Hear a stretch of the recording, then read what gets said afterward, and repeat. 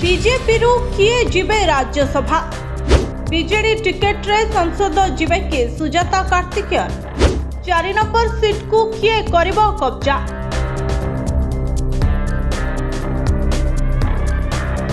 राज्यसभा निर्वाचन पाई निर्वाचन कमिशन को प्रस्तुति आरंभ हेबा परे राज्य राजनीति रे एमिति चर्चा।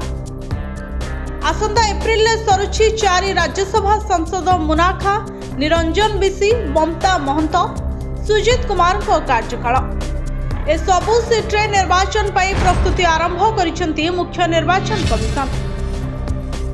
ओडिशा समेत 10 राज्य रे 37 राज्यसभा आसन ने निर्वाचन पाई सबु राज्यर मुख्य निर्वाचन अधिकारी को चिठी लिखिसेंती कमिशन।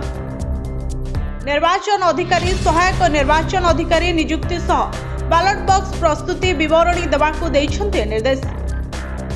जहा परे आरंभ होइछि राजनीति चर्चा आलोचना। बीजेपी कहिछि निष्पत्ति नेबे केंद्र नेतृत्व। बीजेडी रो प्रतिक्रिया हला दल पई आनुगत्य थिबा नेतांकू बाछिवे नबीन। तेणे कांग्रेस कहिछि आम पाखरे संख्या नाही, भल प्रार्थी जांतु।